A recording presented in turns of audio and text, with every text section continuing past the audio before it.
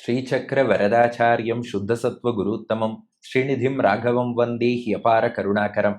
கவசம் கனெக்ட் நேயர்களுக்கு நமஸ்காரம். பெரியாழ்வார் திருமொழியின் 4ஆம் பத்து 6ஆம் திருமொழி 6ஆம் பாசுரத்தை இன்றைய தினம் நாம் காண உள்ளோம்.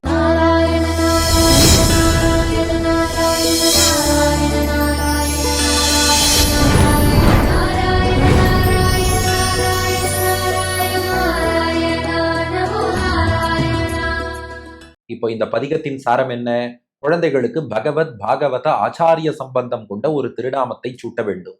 ஒவ்வொரு பாட்டிலையும் 4 அடிகள்னா முதல் 2 அடிகள்ல நம்ம தப்பு தப்பா ஏதோ அற்ப மானிடர் பேரை வைக்கிறோம், அதெல்லாம் வைக்கப்படாதுங்கிறதையும் காட்டி, அடுத்த 2 அடிகள்ல பகவானுடைய எந்தெந்த திருநாமத்தை எல்லாம் சூட்டலாம் என்பதையும் உணர்த்தி வருகிறார்.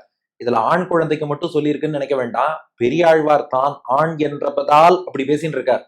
இதே போல தாயாருடைய திருநாமங்களை பெண் குழந்தைக்கு சூட்ட வேண்டும் என்பது கோஸ் வித்தவுட் சேயிங். அது அப்படியே அண்டர்ஸ்டுட்னு நம்ம புரிஞ்சுக்கணும். இப்போ ஆங்கிலத்திலே என்ன பண்றான்னா, மேன் அப்படின்னு ஒரு வார்த்தையில குறிப்பிட்டு விட்டு this is the nature of man அப்படின்னா அது ஹியூமன் பீயிங் எல்லாருக்கும், மேன் உமன் 2 பேருக்கும் பொருந்தும்.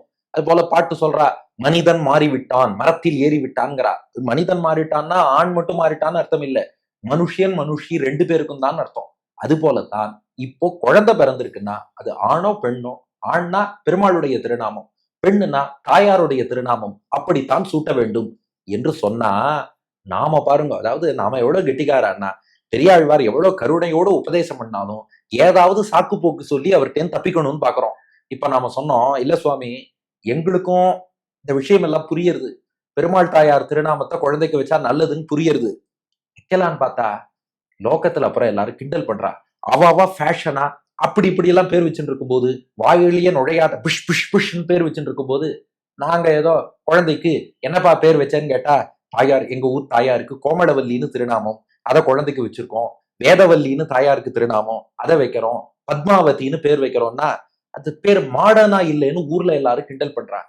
அது போல ஆண் குழந்தைக்கு பேர் வைக்கும் போது நாங்க எங்க ஊர் பெருமாள் திருநாமத்தை வைக்கிறோம், ஒப்பிலியப்பன்னு பேர் வைக்கிறோம், ஸ்ரீனிவாசன்னு பேர் வைக்கிறோம், பார்த்தசாரதின்னு பேர் வைக்கிறோம், சுந்தரராஜன்னு பேர் வைக்கிறோம்னா இதெல்லாம் எந்த காலத்து பேர்? தாத்தா காலத்து பேர். இந்த பேரெல்லாம் வைக்கலாமா அப்படின்னு கேட்பா. அதனாலதான் சுவாமி நாங்க ஊராருக்காகத்தான் யோசிக்கிறோம். அதனால இன்னைக்கு நிறைய பேர் என்ன பண்ணிடுவாங்கன்னா, குழந்தைக்கு நாங்க ஜாதகப்படி ஒரு பேர் வச்சிடறோம், அது நல்ல பெருமாள் தாயார் பேர். ஆனா வெளியில கூப்பிடும் போது பிஷ் பிஷ்னு மாடர்னா ஒரு பேர் வச்சிடறோம்னு வச்சிருவா. இப்ப பெரியாழ்வார் சொல்றா, ஊர்ல ஒருத்தர் ஒண்ணு கூப்பிடணுங்கிறதுக்காக குழந்தைக்கெல்லாம் பேரை மாத்தாதீங்கோ, ஒரே திருநாமம் தான் வைக்கணும், அது பகவானோடு தொடர்புடைய திருநாமமா இருக்கணும். சரி, ஆசைக்கு 4-5 திருநாமம் வச்சாலும் எல்லாமே பகவத் பாகவத சம்பந்தம் உள்ள பேராவே வச்சுட்டு போலாமே. இது யாரையோ திருப்திப்படுத்துவதற்காக ஏன் குழந்தைக்கு அப்படி பேர் வைக்க வேண்டும்? இந்த பதிகம் பாருங்க, முழுக்க முழுக்க ரெலவெண்ட். இன்னைக்கு என்னென்ன நடக்கிறதோ அன்னைக்கே எல்லாம் பெரியாழ்வார் பாடிட்டார். 6வது பாசுரம் பாருங்க, நாடும் நகரும் அறிய மானிட பேரிட்டு கூடி அழுங்கி குழியில் வீழ்ந்து வழுக்காதே, சாடிர பாய்ந்த தலைவா தாமோதரா என்று நாடுமின் நாரணந்தம் அன்னை நரகம் புகாள். நாடு நகரும் அறிய மானிட பேரிட்டு கூடி அழுங்கி குழியில் வீழ்ந்து வழுக்காதே, சாடிர பாய்ந்த தலைவா தாமோதரா என்று நாடுமின் நாரணந்தம் அன்னை நரகம் புகாள். இப்ப பாட்டின் முதல் பாதி பாருங்க, நமக்கு சொல்றார் பெரியாழ்வார். இங்க வாங்கோ, நாடும், இந்த இடத்துல நாடுனா கிராமம்னு அர்த்தம். பொதுவா அந்த நாட்டுப்புறம்னு ஒரு வார்த்தை சொல்லுவா பாருங்க. இங்கே கிராமம் என்பது கல்வி அறிவு குன்றியவர்களை குறிக்கிறதாம். மீண்டும் சொல்றேன், உடனே பெரியாழ்வார் கிராமத்தார் யாரும் படிக்கலன்னு சொல்றார் அப்படின்னு தயவு செஞ்சு புரிஞ்சுக்க வேண்டாம். இந்த கான்டெக்ஸ்டுக்கு மட்டும் அந்த அர்த்தம். நாடுனா நாட்டுப்புறம்னு சொல்லக்கூடிய கல்வி அறிவில்லாத கிராமத்து மக்கள்னு அர்த்தம். நகரும், நகர்னு சொன்னா நல்ல விசேஷ ஞானத்தோடு அப்படி இப்படி எல்லா நூல்கள் எல்லாம் கற்று தேர்ந்தவர்கள். அரியனா அவர்கள் அறிவதற்காக. இந்த இடத்துல அரியங்கிறதுக்கு மணவாள மாமுனிகளுடைய வியாக்கியானம் பாருங்க. இவன் உயர்ந்தவன் அறிஞ்சுக்கணுமா. இவனுக்கு என்னன்னா, அவள்லாம் தன்னை பெரியவன் நினைக்கணும். நீ யாருங்கிறது பெருமாளுக்கு தெரிஞ்சா போறோம், ஆச்சாரியனுக்கு தெரிஞ்சா போறோம், முக்கியமா உனக்கு தெரிஞ்சா போறோம். அதை விட்டுட்டு அந்த கிராமத்துல இருக்காரு பாரு, அவர் என்ன பெரிய ஆள்னு நினைக்கணும். இந்த நகரத்துல ஒரு படிச்சவர் இருக்காரு பாரு, என்ன பெரிய ஆள்னு நினைக்கணும்.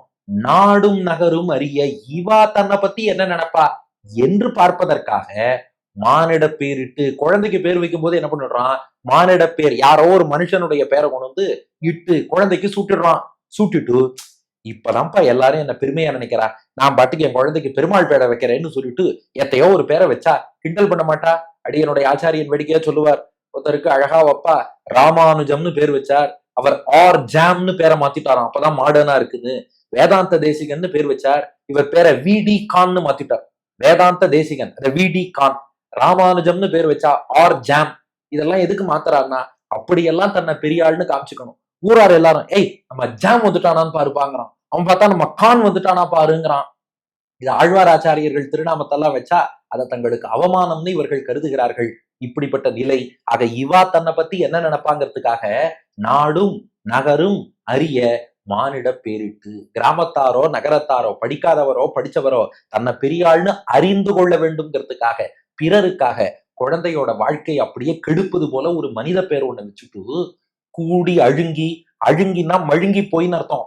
கூடி யாரோட, இந்த மனித பேர் வச்சாதான் சிறப்பு, பெருமாள் பேர் வச்சா அதெல்லாம் ஓல்டு ஃபேஷன் சொல்றாளே, கூடி அந்த மனிதர்களுடைய கூடி அழுங்கி புத்தி எல்லாம் மழுங்கி போய் குழியில் வீழ்ந்து, அவ எந்த பிறவி பிணிங்கிற குழியில சம்சாரம்ங்கிற குழியில விழுந்து கிடக்காளோ அதே குழியில நீங்களும் விழுந்து வழுக்காதே. வழுக்குதல்னா தெரியும் இல்லையா, தவறி போதல்னு அர்த்தம்.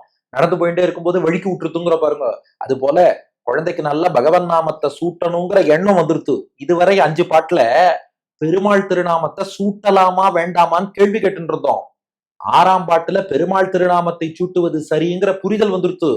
ஆனா அடுத்தவர் ஏதோ ஒண்ணு சொல்லுவாரேங்கிறதுக்காக தவறினோம்னா அது வழுக்கி விழறோம் தானே அர்த்தம். சரியான பாதைக்கு வந்துட்டோம், பெருமாள் திருநாமத்தை சூட்டணும்னு நினைச்சிட்டோம், ஐயோ வழுக்காதே, வழுக்கி விழாதீங்கோ, தவறி விழுந்துடாதீங்கோ, நீங்க வந்த பாதை நல்ல பாதை, பெருமாள் திருநாமத்தை குழந்தைக்கு சூட்டுங்கள். இதான் பாட்டின் முதல் பாதி.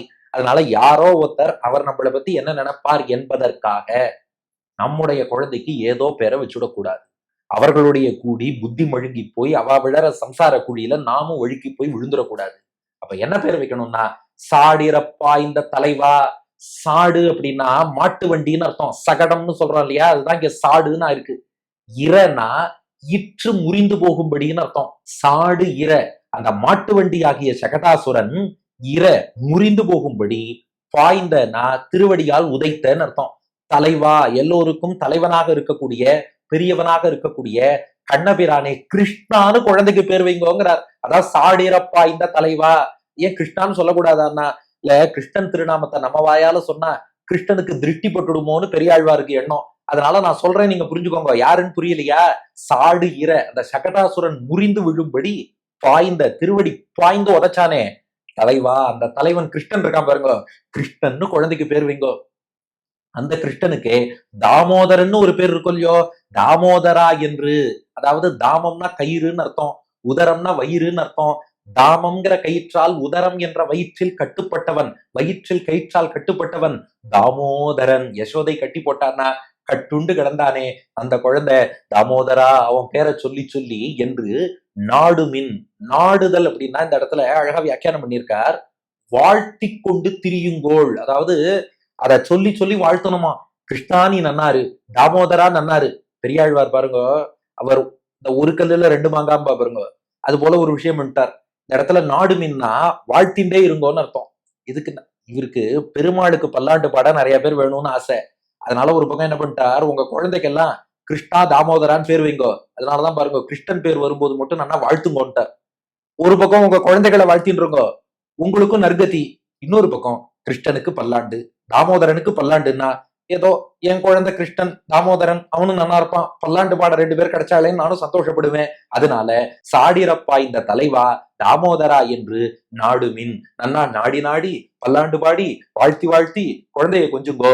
நாரணன் தம் அன்னை நரகம் புகாள். நாராயணனுடைய அம்மா நரகத்துக்கு போகமாட்டா. அப்ப பாட்டின் 2வது பாதி, சகடாசுரனை முறித்து தள்ளினானே கிருஷ்ணன், கிருஷ்ணான்னு கூப்பிடுங்கோ. தாமோதரன் உரல்ல கட்டுப்பட்டு கிடந்தானே தாமோதரான்னு கூப்பிடுங்கோ. கூப்பிட்டு அவனை வாழ்த்துங்கோ. நாராயணன் அம்மா நரகத்துக்கு போக மாட்டார். ஆக இந்த பாடல் நமக்கு உணர்த்தக்கூடிய முக்கியமான செய்தி என்னன்னா, ஊரார் என்ன நினைப்பார்கள் என்பதற்காக நம்முடைய கொள்கையை மாற்றிக்கொண்டு குழந்தைக்கு ஃபேஷனாக பேர் வைக்க வேண்டும்ங்கிற அவசியம் இல்லை.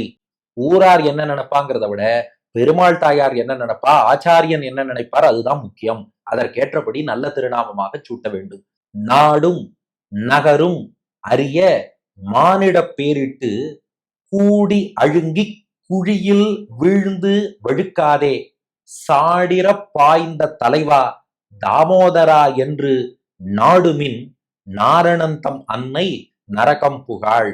நாடு நகரும் அறிய மானிடப் பேரிட்டு கூடி அழுங்கி குழியில் வீழ்ந்து வழுக்காதே, சாடிரப் பாய்ந்த தலைவா தாமோதரா என்று நாடுமின் நாரணந்தம் அன்னை நரகம் புகாள்.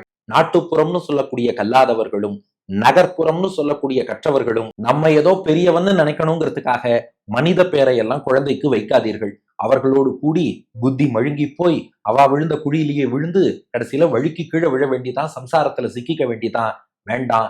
சகடாசுரனை உதைத்த கண்ணா தலைவா, உரலில் வயிற்றில் கயிற்றால் கட்டுண்ட தாமோதரா என்று அண்ணா கூட்டு பெருமாளை வாழ்த்துங்கோ, குழந்தையும் வாழ்த்துங்கோ. நாராயணன் அம்மா நரக்கத்துக்கு போகமாட்டாங்கிறது பாட்டின் திரண்ட பொருள். அடியன் வழங்கும் ஆங்கில வடிவம். Don't name your children after ordinary human beings looking for appreciation from villagers or city people, because if you mingle with such people, you will get your knowledge destroyed and you will fall down in the same pit as them. Rather, name your children as Krishna, who kicked the wicked cart, Damodara, who was tied to the martyr, and bless your child in abundance. The mother of Narayana will not attain hell என்பது இதற்கான ஆங்கில வடிவம். இனி இதற்கு அடுத்த பாசுரத்திலும் பெரியாழ்வாரின் இதே உபதேசம் தொடரும். பெரியாழ்வார் திருவடிகளே சரணம்.